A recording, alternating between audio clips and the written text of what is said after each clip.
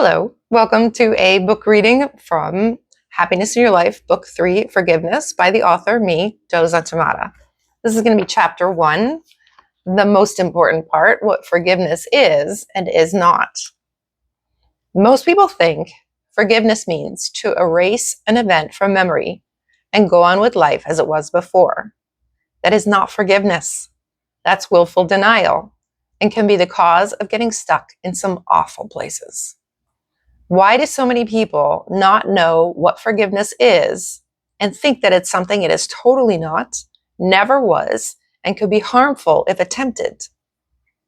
The answer is surprisingly obvious, but it happened a long time ago, so long you probably didn't ever give it a reevaluation. Does this sound vaguely familiar from your childhood? You. He hit me. Him. I did not.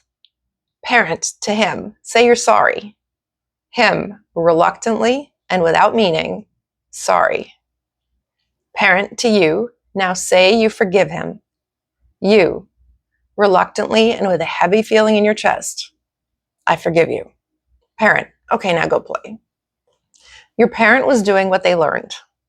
Your parent was doing what they thought was right. Your parent was attempting to finish talking on the phone or watching their show and just wanted you kids to get along and play nicely. So this little script was introduced, and it didn't feel right or genuine at the time, nor the many thousands of times it was repeated in the home, at friends' houses, in school, at camp, and every time a conflict arose in your childhood.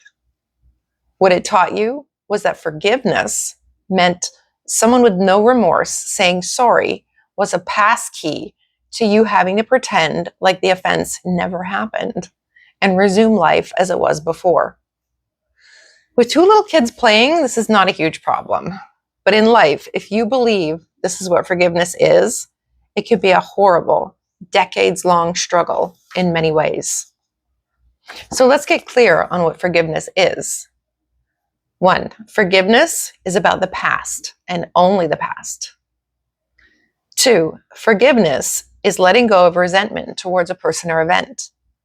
To forgive is just to accept that what has happened and cannot be changed, ever. It's past, it's gone.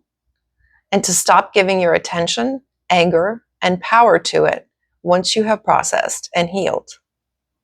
That's it. That is it. Now, equally as important, let's look at what forgiveness is not. 1, forgiveness does not depend on the involvement of another person.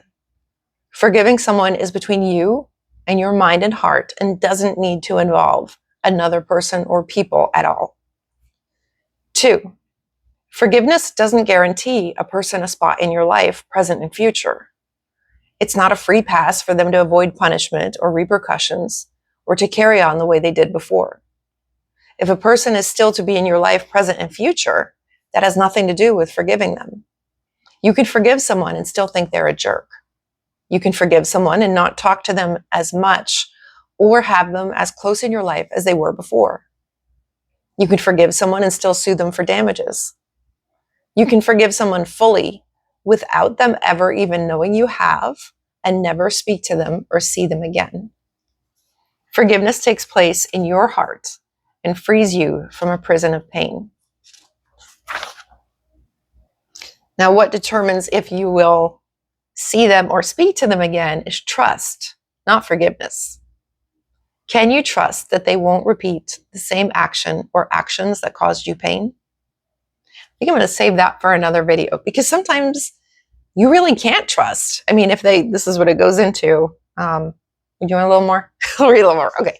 There are plenty of times when you can trust that a person won't repeat the action. If it happened by accident, if it really was a miscommunication, if they show true remorse and not just a weak apology, if they make amends, if they promise to be transparent, if they take responsibility for their action or actions. Many things would provide the trust to continue the relationship. Maybe not the exact same as before, depending on the situation. But if this is something that happened more than once, that happens all the time, if they were not forthcoming and were caught instead of confessed, if they dismiss, diminish, or try to justify what they did, if they blame someone else, or if they try to turn it around and blame you, if they do it on purpose, if they don't seem to understand what they did that hurt you, even when you try to communicate it with them, then you can't trust that they won't do it again. In fact, they likely will. At that point, you have to create boundaries, distance, or even end the relationship altogether, even if you love them, even if you want to give them just one more chance to redeem themselves, and even if you really thought you had a future with them. You'll just be setting yourself up for more pain when it happens again, and you'll not only have to forgive them, but also yourself for knowing better and allowing yourself to get hurt anyway. Now, you may have guilt thrown on you, but let's make one thing perfectly clear. It's not you being unforgiving to let them go. It's them being untrustworthy and you deciding to protect yourself in the present and future. Of course, if it's an ex-spouse and you have underage children to parent, because that would be just children or underage adults, you can't just never speak to them again. That wouldn't be legal or good for the children. If they're really horrible, arrange to meet only with a co-parenting counselor and really limit the amount you interact with them to only what's necessary. Sometimes people will be angry at you for leaving, even though they are the ones who caused you to leave. They will try to seek revenge and cause you pain because they think it will make them feel superior or that they have power over you. You can't change that about them if they've chosen to do it, either consciously or subconsciously. But you can control how you react and respond to what they are doing. Keep your power. Do not let them steal any more of your peace from you. Again, that is, might show up backwards here, but I don't know. Happiness in Your Life, Book 3, Forgiveness. I would love for everyone in the world to read this book. If you've ever heard forgiveness sets you free, or you've heard that forgiveness is a gift for you, not them, those things are true. But on the definition that most people believe about forgiveness, that amnesia, they're not true. It doesn't set you free, and it doesn't feel like it's for you, because it's not. True forgiveness really is for you, and it really does set you free. I hope you're fine. Okay, it's going to be linked in whatever description box thing, or it's also on Audible, and please check it out. It's for you. If you hate the word forgiveness, please read this. See if you change your mind. Thank you. Bye.